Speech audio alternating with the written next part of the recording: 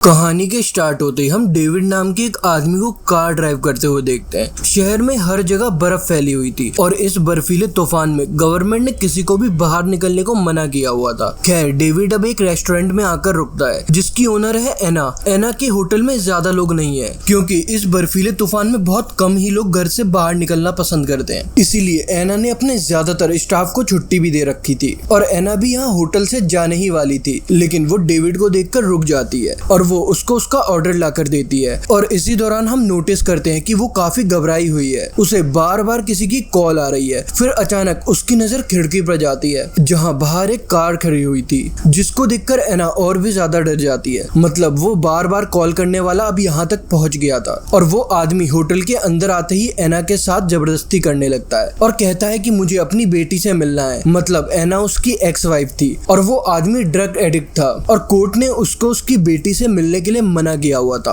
अब इससे पहले कि ये आदमी एना को मारता या उसके साथ कोई जोर जबरदस्ती करता, पीछे बैठा हुआ डेविड जो सब कुछ देख रहा था वो इस आदमी को रुक जाने को कहता है और उसकी यही हरकत एना के हस्बैंड का गुस्सा और बढ़ा देती है और वो उसी टाइम को डेविड से लड़ने के लिए पहुंच जाता है। लेकिन डेविड बहुत काम बैठा हुआ था जो उससे कहता है कि तुम्हारे पास दो ही ऑप्शन है, या तो मेरे साथ लड़कर जेल चले जाओ या फिर अपने घर जाओ और नशा छोड़ने की कोशिश करो और जज से बात करके अपनी बेटी वापस ले लो। एना का हस्बैंड डेविड की पुलिस के बुलाने वाली बात से डर गया था, इसलिए वो वहां से चला जाता है और उसके जाने से एना रिलैक्स हो जाती है और ये सब डेविड की वजह से हुआ था। डेविड की समझदारी ने ये सिचुएशन बड़ी आसानी से हैंडल कर दी थी और इसी वजह से एना डेविड से इम्प्रेस हुए बिना नहीं रह पाई, इसलिए वो वहां बैठकर डेविड से बात करती है। तब उसको पता लगता है कि डेविड मैरिड है और दूसरी तरफ एना का हस्बैंड जाते जाते डेविड की कार का एक मिरर भी तोड़ गया था। लेकिन डेविड उस समय भी बहुत शांत रहता है, वो अपना साइड मिरर टेप से चिपकाकर वहां से चला जाता है। और अब बारिश हो रही थी और आगे बढ़ना वैसे ही मुश्किल हो रहा था और उसके साथ ही डेविड की कार का फ्यूल भी खत्म हो चुका था और इसलिए रास्ते में डेविड फ्यूल डलवाने के लिए रुक जाता है। और इसी समय यहाँ आ जाता है एना का एक्स हस्बैंड। उसे पहले से ही डेविड पर बहुत गुस्सा था और वो सारा गुस्सा अपना डेविड पर निकालना चाहता था, लेकिन इससे पहले वो अपना प्लान को अंजाम दे पाता, एक पुलिस की कार इसी गैस स्टेशन पर आकर रुक जाती है। और अब डेविड जैसे ही फ्यूल भरवा के आगे निकलता है तो एना का एक्स हस्बैंड भी उसकी गाड़ी का पीछा करने लगता है और ये बात अब डेविड भी नोटिस कर लेता है। डेविड समझ गया था कि ये वही आदमी है जिससे उसने होटल में पंगा लिया था और मुझे नुकसान पहुंचाए बिना ये तो वापस जाएगा नहीं। इसी वजह से वो अपनी गाड़ी की स्पीड तेज कर लेता है और काफी दूर आने के बाद डेविड अपनी गाड़ी साइड में लगाने के साथ साथ अपनी लाइटें बंद कर देता है ताकि रात के अंधेरे की वजह से उस आदमी को डेविड की कार दिखे ही ना। और उसका ये प्लान कामयाब भी हो चुका था। वो डेविड की कार के पास से गुजर जाता है पर उसे कार नजर नहीं आती। डेविड को डर था कि कहीं वो आदमी दोबारा से इसका पीछा ना करने लग जाए, तो इस आदमी से छुपने के लिए वो यही जंगल से होती हुई एक सड़क पर निकल जाता है और ये सड़क बहुत ही ज्यादा स्लिपरी थी और काफी सुनसान भी थी और उसके साथ ही साथ डेविड को ज्यादा कुछ नजर भी नहीं आ रहा था और इसी स्लिपनेस की वजह से डेविड की कार का एक्सीडेंट हो जाता है और कार स्लिप होकर साइड में गिर जाती है और डेविड ने काफी कोशिश की उसकी कार वापस से सड़क पर आ जाए, मगर उसकी कार के टायर बर्फ के अंदर फंसते ही जा रहे थे। और अब वो गाड़ी से निकलता है और अपने हाथों की मदद से गाड़ी के पहियों से बर्फ निकालने की कोशिश करता है, लेकिन इतनी ठंड में उसकी हाथ सुन्न हो गए थे और उसे ऐसा लग रहा था कि उसके हाथ अब जाम हो जाएंगे। इसलिए वो अपनी कार में घुस के अपनी कार का हीटर को ऑन करता है और अपने हाथों को सेकने लग जाता है। और डेविड अब समझ चुका था कि उसका यहाँ से निकलना नामुमकिन है जब तक उसकी हेल्प के लिए कोई यहाँ तक ना आ जाए। उसके मोबाइल में सिग्नल भी नहीं था और मदद भी पता नहीं कब तक आएगी क्योंकि गवर्नमेंट ने लोगों को सड़कों पर निकलने से मना किया था। और इन्हीं सब चीजों को सोचते हुए उसने अपने कार की बैटरी बंद कर दी थी और वो एक सिगरेट जलाता है और उसको पीते ही पीते सो जाता है। और सुबह उसकी आंखें किसी जानवर के गुर्राने की आवाज से खुलती है। कोई खतरनाक जंगली जानवर उसके कार के आसपास था जिसके डर की वजह से डेविड अपनी कार से बाहर भी नहीं निकलता और उसके पास अब खाने पीने के लिए भी कुछ नहीं था, इसलिए वो अपना यूरिन भी स्टोर कर लेता है। डेविड के मन में अब ये भी ख्याल आ रहा था कि अगर ऐसे ही गाड़ी यहाँ पर खड़ी रही तो बर्फ गाड़ी को पूरी तरीके से ढक लेगी,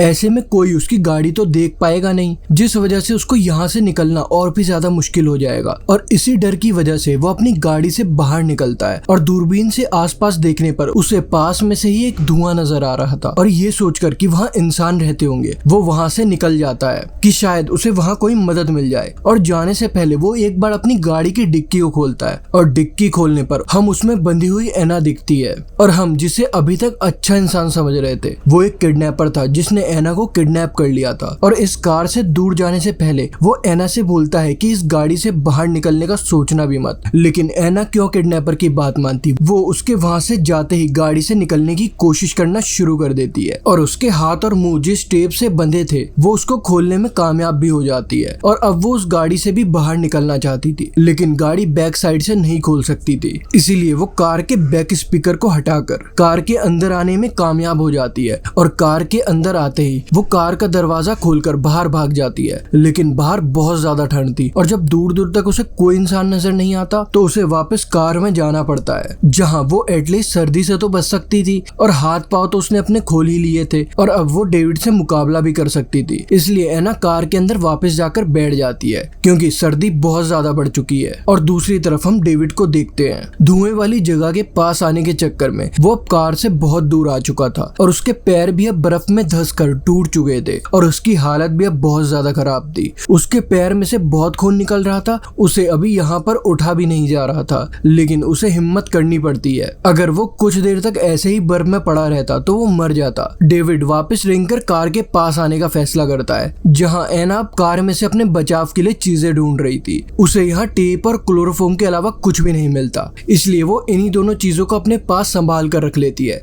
जहाँ दूसरी तरफ हम देखते हैं कि डेविड भी घसीटता वो कार के पास तक आ चुका था और वो कार का दरवाजा खोल करके अंदर बैठ जाता है। और कार के अंदर अपना जख्म देखने पर उसको पता लगता है कि उसकी भी हालत काफी खराब हो गई थी। उसकी टांग की हड्डी इतनी बुरी तरीके से टूटी थी कि मांस को पार करते हुए बाहर आ गई थी और दर्द में वो बहुत बुरी तरीके से चिल्ला रहा था। फिर उसने एक तार को अपने पैर के ऊपर बांध लिया ताकि उसको ज्यादा दर्द ना हो और अपना दर्द थोड़ा कम करने के लिए वो जैसे ही यहाँ हीटर को ऑन करता है तब उसे पता लगता है कि उसकी कार में छेड़छाड़ की गई है। वो समझ गया था कि एना के अलावा तो यहाँ कोई हो ही नहीं सकता। इससे पहले कि वो अपना चाकू उठाकर पीछे एना पर वार करता, एना अचानक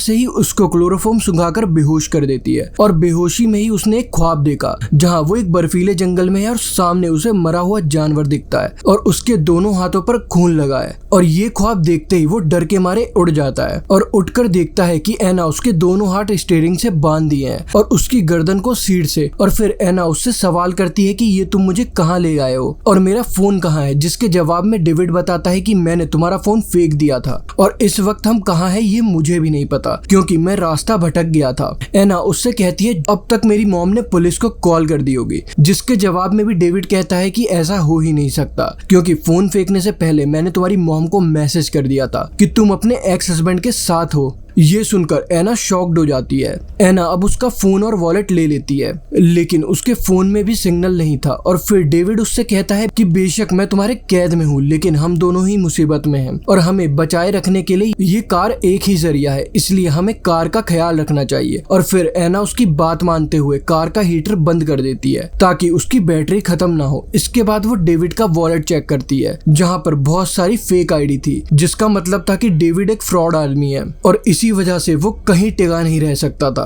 एना बहुत ज्यादा थकी हुई थी और उसे बहुत नींद भी आ रही थी, इसलिए वो बच्चों वाली सीट को गाड़ी से बाहर उठाकर फेंक देती है ताकि वो यहाँ पे आराम से सो सके। लेकिन डेविड के यहाँ होते ही वो आराम से कैसे सो सकती थी, इसलिए वो सोने से पहले डेविड को भी क्लोरोफॉर्म सुंघाकर बेहोश कर चुकी थी। और इस बार भी डेविड बेहोशी की हालत में वही ख्वाब देखता है जो उसने पहले देखा था कि एक बर्फीले जंगल में एक जानवर की लाश जिसको खून डेविड के हाथों पर लगा हुआ था। और डर के मारे डेविड वापस से होश में आ जाता है, लेकिन होश में आने पर वो देखता है कि एना पहले से ही जगी हुई है और एना को भी वॉशरूम जाने की जल्दी थी, इसलिए वो गाड़ी से बाहर निकल जाती है। और मौके का फायदा उठाकर डेविड अपनी गाड़ी को पूरी तरीके से लॉक कर देता है ताकि एना बाहर ही फंसी रह जाए। और उसकी इस हरकत ने एना को बिल्कुल गुस्सा हो चुकी थी और अगर उसको जिंदा रहना था तो उसको किसी भी हालात में गाड़ी के अंदर जाना था। इसलिए वो गाड़ी की सीट जो उसने बाहर फेंकी थी उसकी मदद से गाड़ी का कांच तोड़कर वो गाड़ी के अंदर आ जाती है और खिड़की टूटने की वजह से गाड़ी का टेम्परेचर भी बहुत ज्यादा डाउन हो गया था और गुस्से में वो सीट बेल्ट की मदद से डेविड को खत्म करने की कोशिश करती है। और इससे पहले कि वो डेविड मर जाता, एना के दिमाग में कुछ अच्छा ख्याल आने की वजह से वो उसको छोड़ देती है, लेकिन टूटे हुए खिड़की से आने वाली सर्दी इनको मार देती है। इसलिए एना टेप से उस सारी खिड़की को बंद कर देती है। और इन सब के बाद एना डेविड के फोन को चेक करती है और उसे डेविड के फोन में काफी सारी अपनी और अपनी फैमिली की फोटो मिली, जिसकी वजह से उसको पता चल गया कि डेविड ने एकदम से आकर उसको होटल में किडनैप नहीं किया था, बल्कि वो काफी अरसे से उसकी किडनैपिंग की प्लानिंग कर रहा था। और परेशान होकर एना अब उसकी गाड़ी को चेक करती है, जहां से उसको बहुत सारी लड़कियों की आईडी मिलती है, जिसकी वजह से वो ये भी जान लेती है कि एना वो पहली लड़की नहीं थी जिसको डेविड ने किडनैप किया था, बल्कि वो पहले बहुत सी लड़कियों को किडनैप करके मार चुका है। वो एक सीरियल किलर है। फिर एना डेविड से सवाल करती है कि तुमने इतनी सारी लड़कियों को कैसे मारते हो और आज तक तुमने कितनी लड़कियों को मार दिया, जिसके जवाब में डेविड कहता है मुझे याद नहीं है। और उसके बाद वो एना को अपनी पहली किलिंग की कहानी सुनाने लगता है। सबसे पहले लड़की को उसने बेवकूफ बनाकर मारने की पूरी प्लानिंग की थी। उसने अपना हुलिया शरीफ बना लिया था और अपने हाथ में एक अंगूठी पहन ली थी, जिससे वो मैरिड लगे। और अपनी गाड़ी के बैक साइड पर उसने बच्चों वाली सीट भी रख ली थी, ताकि उससे ये लगे कि वो एक पूरी तरीके से फैमिली वाला आदमी है और ऐसे किसी काम में इन्वॉल्व नहीं हो सकता। और घंटों गाड़ी चलाने के बाद उसे एक लड़की मिली जिसको लिफ्ट चाहिए थी। डेविड कहता है मैंने उसको गाड़ी में बैठा लिया।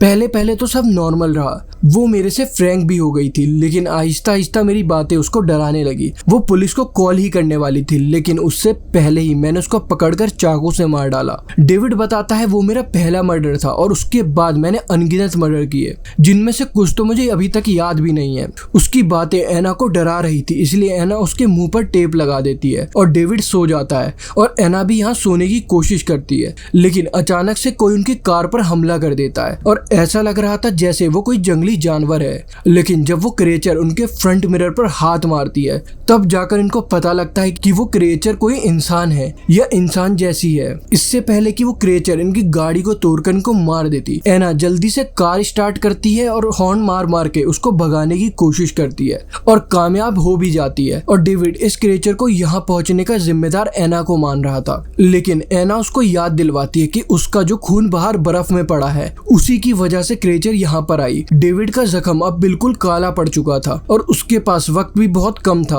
और ये भी हो सकता था कि वो यहीं मर जाए। एना यहाँ पर डेविड को उस क्रिएचर के बारे में बताती है और कहती है कि वो क्रिएचर कोई इंसान नहीं बल्कि एक भूत, एक स्पिरिट था। और यहाँ के लोगों का मानना है कि ये क्रिएचर हर बुरे लोगों को उठाकर मार देती है और अपने शिकार को मारने से पहले वो उनके सपनों में आकर उनको डराती है। ये सुनकर डेविड काफी ज्यादा डर चुका था, क्योंकि उसको भी हाल ही में क्रिएचर के सपने आ रहे थे और बातों के दौरान ही उनकी गाड़ी की बैटरी भी खत्म हो जाती है, जिससे हीटर भी बंद हो जाता है। और अब इनकी हालत इतनी खराब हो गई थी कि ना चाहते हुए भी इनको करीब आना पड़ा, ताकि एक दूसरे की बॉडी को हीट से ये लोग जिंदा रह सके। डेविड को लग रहा था कि वो अब यहाँ मरने वाला है, इसलिए वो एना को अपनी कहानी बताता है कि आखिर क्यों उसने इतने मर्डर करना शुरू किया। वो जब छोटा था तब उसकी मॉम उस पर बहुत ही जुल्म करती थी और इसी वजह से वो इतना सख्त हो गया, इसलिए उसने सबसे पहले अपनी मम्मी को मारा था और इन लड़कियों को मारकर वो खुद को स्ट्रॉन्ग महसूस करता था। लेकिन असल में बात ये थी कि वो लड़कियों से डरता था। एना भी यहाँ पर अपनी दुख भरी स्टोरी सुनाती है कि जब वो छोटी थी तो उसके डैड ने उसके साथ बहुत अच्छा सलूक नहीं करते थे और सालों तक वो इन चीजों को बर्दाश्त करती रही। और एक दिन उसकी अपनी मम्मी को सब कुछ बता दिया, जिसकी वजह से उसके डैड को जेल हो गई और एना को लग रहा था कि मरते वक्त डेविड के दिल में रहम आ गया है, इसलिए वो एना के साथ इतना अच्छा बर्ताव कर रहा है। लेकिन वो ये सब करके सिर्फ एना को बेवकूफ बना रहा था और एना को बातों में लगाकर वो अपने हाथ पांव को छुड़ा चुका था। और इससे पहले एना को समझ पाती, वो उसका गला घोटकर मारने की कोशिश करने लगा। अभी एना पूरी तरीके से मरी भी नहीं होती, तभी अचानक कोई उनके कार का दरवाजा खोलता है और अंदर आने वाली होती है वही क्रिएचर जिसकी कहानी एना ने डेविड को सुनाई थी। साथ में वो एना को भी ले जाने वाली थी, लेकिन एना अपने आप को बचाने के लिए वो जैकेट ही उतार देती है, जिससे उस क्रिएचर ने उसको पकड़ा हुआ था। और ऐसा क्रिएचर के हाथ में सिर्फ डेविड ही लगता है और उसे यहाँ से ले जाने के बाद एना जल्दी से कार को लॉक कर देती है और वो क्रिएचर दोबारा यहाँ आकर उसको ढूंढने लगती है। लेकिन उस टाइम वो कार के डिक्की में छुप जाती है और उसने कोई मोटे कपड़े भी नहीं पहने हुए थे, इसलिए शायद वो सर्दी उसको मार देती। लेकिन उसकी किस्मत इतनी अच्छी थी कि बर्फीला तूफान रुक जाता है और बर्फ रुकने की वजह से बर्फ हटाने वाली गाड़ी यहाँ पर आ जाती है, जिससे ड्राइवर की नजर उसकी कार पर पड़ जाती है। और जब वो कार के पास जाता है तो उसे यहाँ यहाँ पर मरे हुए डेविड के ऑर्गन पड़े हुए नजर आते हैं। और गाड़ी को अच्छी तरीके से चेक करने के बाद उसे गाड़ी में कोई नहीं मिला, और जब वो गाड़ी की डिग्गी खोलता है तभी वहाँ उसको एना मिलती है, और ठंड की वजह से उसकी हालत बहुत खराब थी, लेकिन अभी भी वो जिंदा थी, जिसे अब रेस्क्यू कर लिया जाएगा और उसकी जान भी बच जाएगी। और इसी को दिखाते हुए ये कहानी यहाँ पर खत्म हो जाती है।